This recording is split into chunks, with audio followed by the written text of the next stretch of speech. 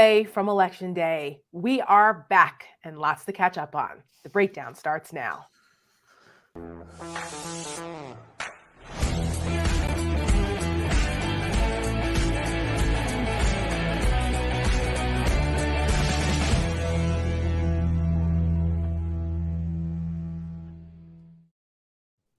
Welcome to the breakdown. I'm Tara Setmayer. This is the Rick Wilson, and we are back. We're just 60 plus days away from the midterm elections. And, we've spent the last 2 weeks of the summer off, recharging, getting a nice tan. At least I was. I needed to recharge a little bit, but we're back, ready to go, hitting the ground running. Might be a little rusty, but that's all right. We're shaking off the vacation rust there. Rick, I hope you at least got a couple days to rest while we were on hiatus. One or two, but in the words of Neil Young, rust never sleeps. So yeah, we've been pretty hard at it the entire time. So I know. I mean, I've been keeping up with what's going on from down the shore where I was most of the time, and we were celebrating our 9-year wedding anniversary over the weekend. So we had an opportunity to go and stomp some grapes out at a vineyard here in Virginia, which was very cool. Was it Trump wines? It was not Trump wines. I thought it might not be. No, I'd be throwing grapes past it, not stomping them. If it was no. That's outside. Actually, that vineyard is outside Charlottesville. I spent a lot of time down there, obviously, because I'm a UVA resident scholar. But I've never actually been to the Trump winery and have no desire to go there. But we also did something else pretty cool. We went to something called a dinner en blanc. Do you know what that is? Yes. So I'd never really heard of this until recently. I saw it kind of in passing, and they used to do these big all white dinners, and it's this French theme thing. And obviously with COVID, I'm like, I want no parts of that with all those people.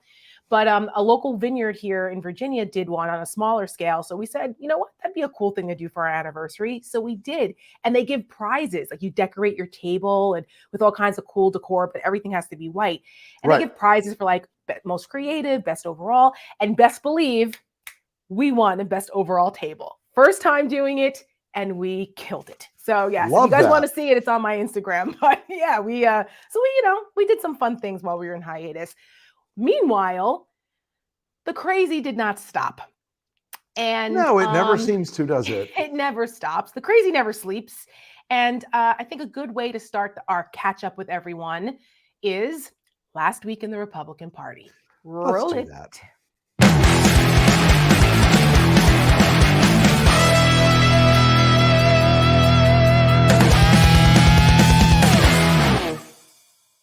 Warning, you're about to get a triple jab inoculation of freedom against woke BS, corporate media, and the Marxist left. Side effects may include independent thought and a sudden urge for liberty. China! To reference another podcast, Mickey and Pluto going at it. Other than getting a job at Disney, there's not a lot of job market for queer pet literature.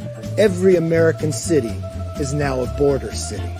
The gender studies major, the doctoral student in underwater basket weaving. Reclaim America! Reclaim America! I became relentless. Got thrown off school property. For 9 months, when I would pick up my granddaughter from school, they didn't want me on the property. Oh, that's a lot of fake news. Whoa. That's a lot of fake news. We've got some new hats. We've got a witch hunt, and Trump did nothing wrong. If he wants to put President Trump on the ballot, great. I think that's good because Americans remember how good we had it under President Trump. When you see President Biden, he gave the speech. He looked a little bit like Adolf with the red background, the devil. Probably a militant female who, will be an admiral or a general for no other reason other than they're probably female. They want to change the whole country. They are changing it. They're ruining it, what they're doing. Donald's the only boy that can straighten it out, I'll tell you that. If Lizzo's oppressed, then so am I, right? Watermelon head. Watermelon head, he's a watermelon. I can only hope that everyone all over the world is one day as oppressed as Lizzo. The FBI, when they came to my house, they wanted to know if I was plotting on overthrowing the government. Wow. Now, what am I supposed to answer to that? Oh, yeah, I am, actually, yeah. I don't know, CAG. CAG wasn't the same as MAGA. The seat where actor Biden is, and I will say again, that's not the real Biden. Ready?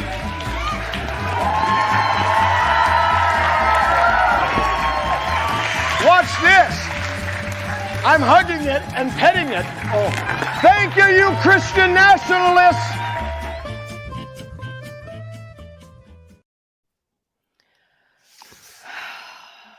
Wow. I was just making some notes there, Tara, while we were watching the video, and all I could think of was, how freaking coked out is he? All the time. God almighty. The time. He looks like he's down to about 135, and like half of his septum was about to fly out onto the screen. Oh my Dear God. God. How does anybody take Don Jr. seriously? I mean, he literally sounds like a That's future President Don Jr. to you. Yeah. Okay. Yeah. In the dystopian future of Trumpistan. Yeah, my hellscape includes President Don Jr. Jesus. I mean, it's just really, you look at this and you go, there are millions of people who support this. And I look at that, right? And I think about Biden's speech last week. So, Sure. I saw that Biden gave a primetime speech, which I wish the networks had carried, about the threat that MAGA poses to our democracy. And there wasn't one lie. There wasn't one mistruth in that entire speech. Biden nailed it. And it threw the MAGA world into an absolute frenzy. They flipped out. You know why? Because it was like kryptonite truth for them. Biden was nailing them. And it's about damn time. They quoted Lizzo in that a bunch of times. I don't know what the Lizzo controversy is, but I'll quote Lizzo now. It's about damn time. I've been waiting for Biden to finally come out and push back against this MAGA nonsense for months. And now that he's gotten a little momentum because he's had some legislative wins, the economy's getting better, he's starting to feel his swagger a little bit. He came out swinging, and it threw them into an absolute tizzy because he hit hard. And I think you retweeted it, Rick. I tweeted, for the love of everything politically holy, Democrats do not equivocate on Biden's speech. Right. Do not back down. He was right on their business. Absolutely, because offense wins elections. Republicans know this. They double, triple, quadruple down on stuff that's not even true. The extremist, crazy crap lies, they will triple down on it. And Democrats haven't learned to do this, and they're in the right this time. They're right.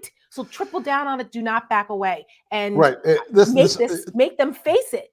There is a really fundamental question here that I tweeted about this the night of the Biden's of the Dark Brandon speech. Yeah. And I told people this was going to happen because I'm an anthropologist of how these terrible people operate. Yeah. Guys like Stuart and I helped invent the playbook that you're watching today, so we sort of know what they're going to do.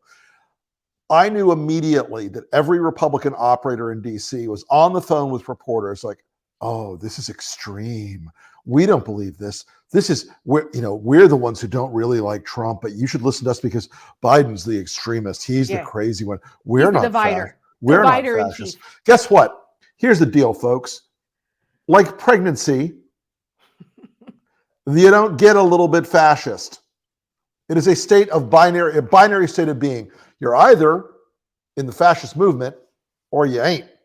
Now, not every Republican is a fascist, but all the fascists in America right now happen to be Republicans. And if the jackboot fits, wear it. I am fucking sick.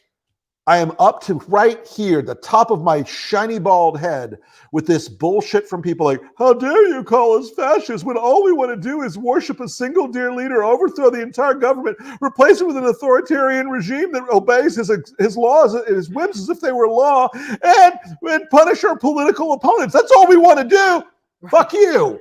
That's fascism. That's fucking fascism. This is not how we roll in this country, people. And it's about 60 days to the election, Tara. The summer is over, everybody. And I got to say, folks, we are in a moment of enormous national consequence right now. We are in a moment where it is now the real fight.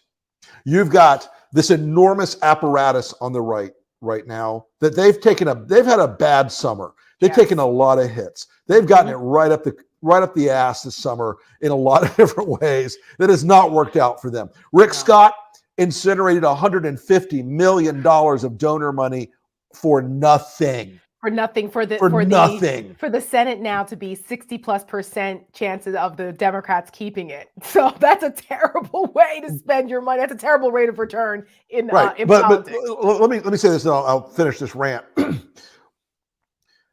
Dobbs has totally flipped the switch on a lot of female voters in this country. Yeah, the dog, as they say over and over again, caught the car, and the consequences, because now if the Republicans had been smart, they would have sat back and said, well, let's see what happens now. Instead, like Greg Abbott and Ron DeSantis and a whole bunch of other, and Brian Kemp, they all went out and started passing snitch laws and total bans and no exceptions for rape, incest, life of the mother. All these things they did have now locked the political climate with a ton of educated female voters, Republican, Democrat, Independent, and they ain't happy at all. It doesn't matter how you feel about abortion. Now the Republicans have changed the political chemistry in a way where it has become an issue cutting hard against them. But I want to say this. Front page of Politico today talks about Republican strategists coming out saying they have never seen women registering to vote at this clip, the way they have post Dobbs, because women are furious. And it doesn't matter, like you said, what side of the aisle you're on this. The idea of taking a right away is something that this country really hasn't encountered before, particularly when you're talking about privacy rights and individual freedom, and you frame it that way, the way they did in Kansas.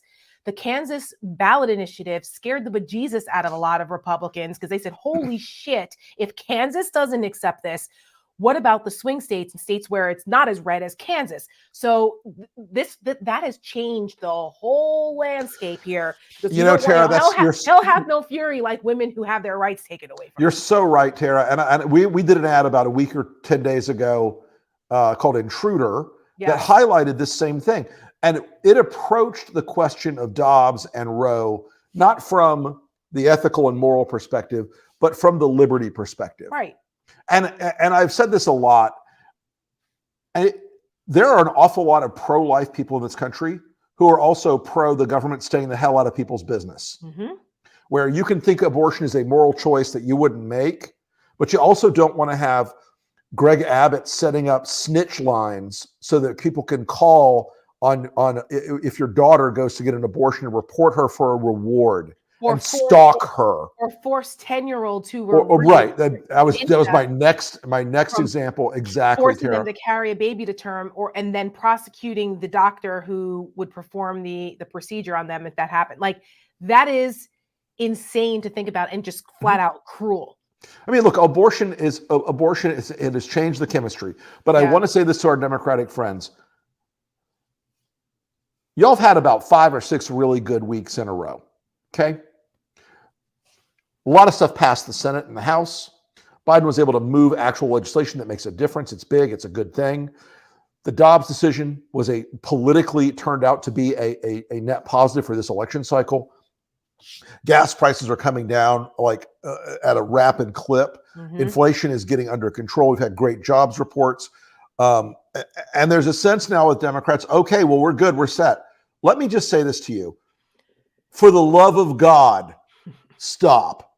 Run like you are 20 points behind. Yes. Get out there every day and ask yourself, what have I done or what have I not done that is going to affect the outcome of my local elections in my city, my county, my state, and all these races that are so close right now, they can flip again with the chemistry change. America has a short political attention span these days. Yes. And they can flip again. I heard a Republican strategist about 3 days ago say, well, hopefully by November, Dobbs will have died down. And I thought, oh, fuck you, it's not going to. And then I thought, it might. It could. You know, we say this all the time. Don't take anything for granted, people. Don't take anything for granted, because a week is an eternity in politics, never mind 2 months. The election really starts now. Nothing mattered before Labor Day weekend because most people are summering. So they're not paying attention to this. They're going to the park and beach with their kids. They're going on vacation. They're decompressing, enjoying summer. After Labor Day, everybody's back paying attention to what's going on. The days are shorter. The kids are back in school. You're back at work. So now this is when all the ad buys happen. All that money they're raising, those ads have been reserved for months. You will be inundated with political ads. You know, You'll be Tara, I just inundated love with fall crazy things. stuff. Yes, I just love fall things. PSLs, UGG boots, negative ads. Listen, It's just my thing. Right. It's sweater weather and negative ad season. So, this is really where it counts, right here. And so, yes, for like I say, and I'm going to repeat this from now until Election Day, for the love of everything politically holy, Democrats, please do not take your foot off the gas at any point, ever, ever, ever. And I one more thing before we move on to the next topic. Folks, I want to caution everybody right now about something that's happening in the media environment. And look, for now, all we are able to do is come out and talk to you guys on our socials, with our ads, with our folks at the union, on the podcasts we do, and on shows like The Breakdown and We're Speaking and The Game We're In and Lunch with Lincoln. And we try to communicate with you as effectively as we can. But right now, we're basically down another TV network.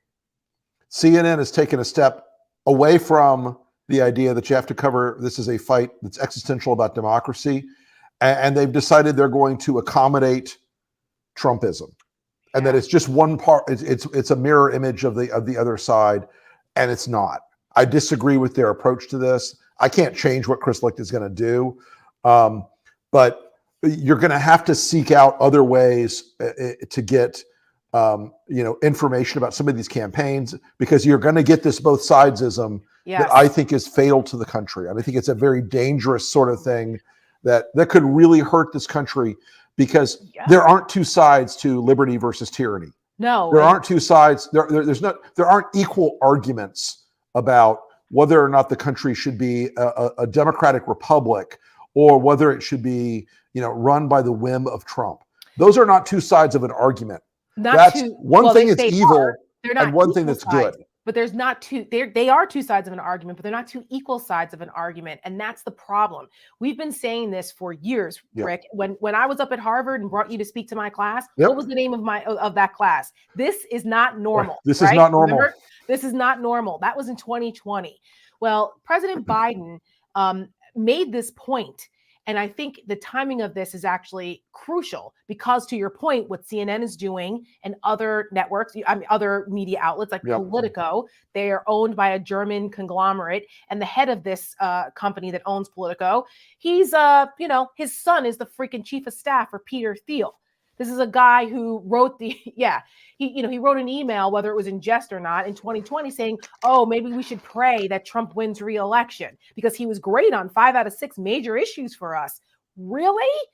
This is Politico, which is a major inside the Beltway newspaper, outlet. So we have to be very clear on what's going on and not normalize this. I want to play a clip from Biden's speech last Thursday where he talks about this. He actually says, this ain't normal.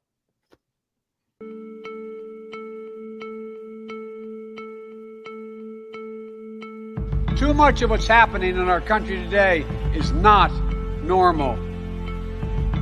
Donald Trump and the MAGA Republicans represent an extremism that threatens the very foundations of our republic. Now, I want to be very clear up front. Not every Republican, not even the majority of Republicans are MAGA Republicans. Not every Republican embraces their extreme ideology. I know, because I've been able to work with these mainstream Republicans. But there's no question that the Republican Party today is dominated, driven, and intimidated by Donald Trump and the MAGA Republicans. And that is a threat to this country.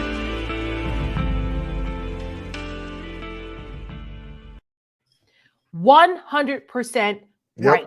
100% right.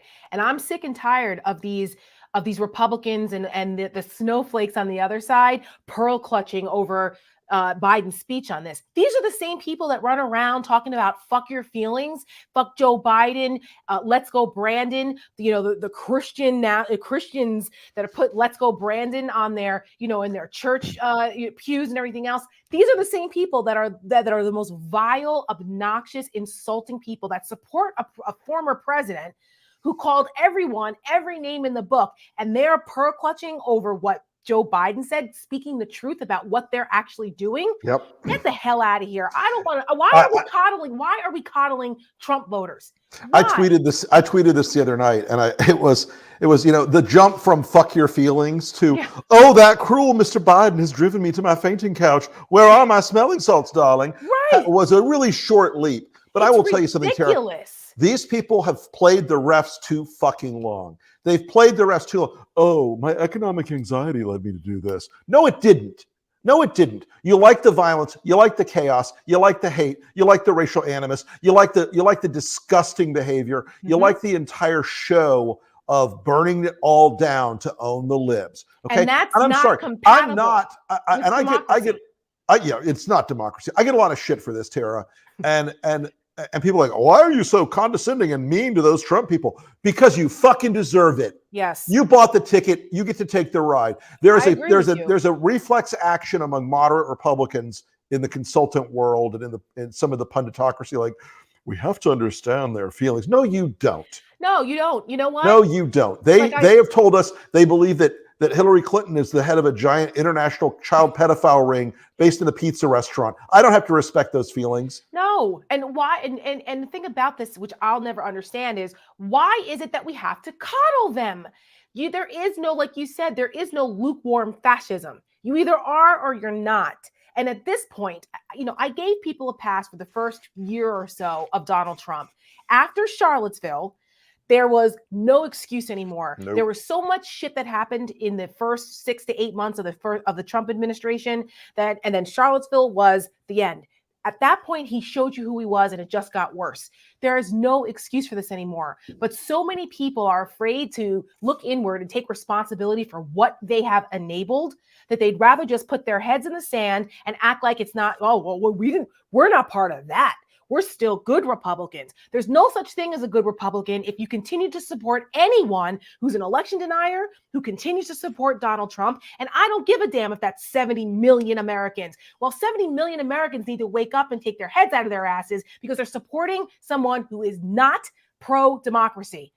They need to wake up and face the fact, and Democrats and everybody else need to stop coddling these people. Enough is enough. Nobody coddled Nazi sympathizers. So why the fuck are we coddling MAGA people? Because it's damn near that close. Tara, there is a long arc of behavior. Again, a lot of it's was on the sort of conservative punditocracy for the first couple of years of Trump. Right. Like, well, this is a great group of people. They're the salt of the earth. They're the heart of America. You just have to understand them. And you know what? There was a period where I really legitimately try to figure out if it was just me being an elitist, hyper-educated asshole. And while I am an elitist, hyper-educated asshole, that is a true fact. I also realized they weren't doing this. A lot of the people that stormed the Capitol on 1/6 were staying at a $400 a night hotel for a couple of days beforehand. A lot of those people were wearing thousands of dollars worth of body armor and gear and kit. Right. These people were not here because their economic anxiety drove them into the arms of Trump. There is a delicious spectacle of violence and hatred and fury, and they've let that become an excuse, not a reason. That's and right. I am sorry. I have a bias. I have a bias for democracy. This organization has a bias for democracy. Mm-hmm. And democracy is the superior form of governance to all others when it is in a constitutional republic, as ours is constructed as. Correct. And it is most certainly not only the superior, but the natural counterweight to authoritarianism, which is what they're trying to play. Mm-hmm. And I'm sorry, if you're going to come at this as an authoritarian, as a little proto-fascist, guess what? You're going to get smacked. You're going to get whacked upside the head. Yeah. And with the weapons that, to continue the analogy here, with weapons that our constitutional democracy allow for, right? That's voting, that's organizing, that's free speech, that's using your voice and your vote to deny these people power, because that is the way you beat back these types of nationalist, populist, semi-fascist forces in this country. I still firmly believe that there are more of us than there are of them, but we have to prove that at the ballot box, and you have to make sure that you do not, if you have a Trump, a Trumper or an election denier running in your state or in your district, you need to do everything you can to make sure they don't get power. There's a 538 study out right now that shows that there are 1 in 2 people running for election in state and local races that are election deniers. Right. That is insane. Okay. So these people are everywhere. They're metastasizing. They are metastasizing. We have to cut the head off here politically. Yep. And it starts with the midterm elections. Listen, as a guy who lives in an actual swamp, I'm good with cutting the heads off of snakes. There you go. I'm not losing any more dogs to water moccasins. Oh my God. Hey, so Tara, it looks like we have like 4 or 5 questions in the stack tonight. Let's take them. All right. What do you think the horrible decision on the special master rule will mean on I can't see the other side, on seeing, and protecting our national security? How can this judge get away with this?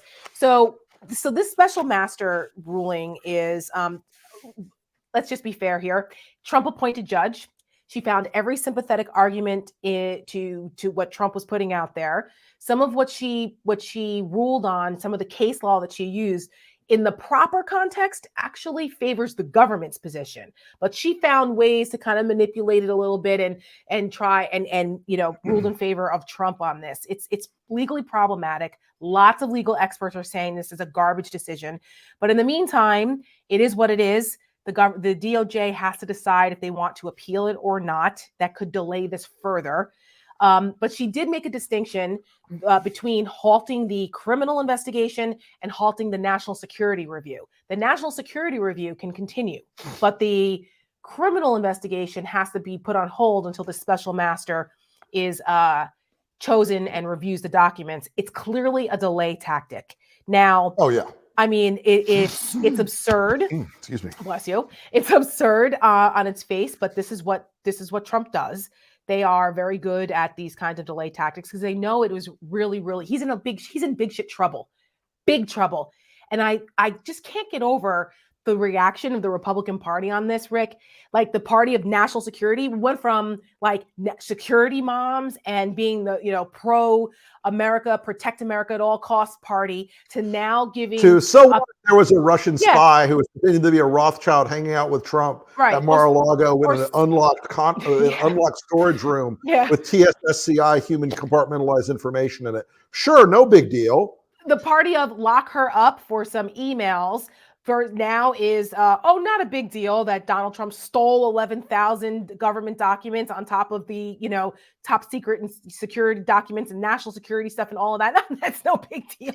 Look, I mean, Tara, one of the things that people have missed about this whole issue is this. Donald Trump was always going to be back into our daily politics. He was always going to be back in the 2024 election, which begins the day after Election Day this year. What this has done is accelerated that process. He will almost certainly file now and get in because the more noise he makes as a candidate, the better off he is in his mind, and frankly, in reality, that he will feel protected by the campaign itself. He will raise enormous amounts of money to pay for his legal bills. He will use this like he does everything else. He will exploit every legal loophole. He will delay. He will defer. He will lie. He will perjure himself repeatedly. Yeah. And so I've said this to people a lot. Everyone wants Donald Trump to get struck by lightning. No one wants to stand next to him holding the pole. Okay, this guy has a feral cunning and the devil's own luck. We are going to have to run against him again. Yep. Get it in your heads, folks. Unless he drops dead or is eaten by a fucking tiger, we're going to have to run against him again. Even if he gets indicted, he'll run. Absolutely. Even if he goes to jail, he'll run. This guy will run like, there is no question that he's doing this. Everyone needs to get their heads on right. We got to focus on 22 and get a big win this year. Because if we don't, Donald Trump's campaign is going to go a lot better and easier. Yes. Listen, after all of this, folks, Donald Trump still, right now, has 44%. 44% in a head-to-head matchup with Joe Biden. 44%. That says more about us as a country than it does about him. But he's been more unhinged than normal. His rallies recently have been just batshit crazy. Woo! I mean, nutso. And you compare and contrast what Biden is doing, as I call it presidenting, right? Biden's been presidenting, and Donald Trump has been wackadoodling.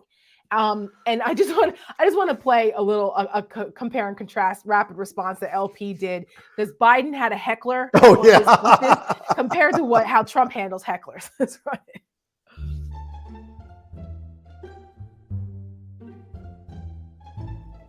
Do you know what they used to do to guys like that when they were in a place like this? They'd be carried out on a stretcher, folks. Like to punch him in the face, I'll tell you. All right, God love you. Let him go. Look, everybody's entitled to be an idiot.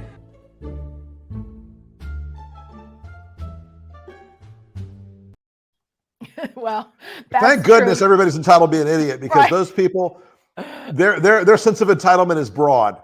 Gee whiz. But there was no punch him out, I'll pay for your legal fees, get him the hell out of here, the good old days. There none of that. But I'm sure, I bet you with not much Googling or searching on Twitter, I could find some Republican writer who said, how dare he call them idiots? These people are the cream of America's intellectual life. It's just, don't you understand their economic anxiety?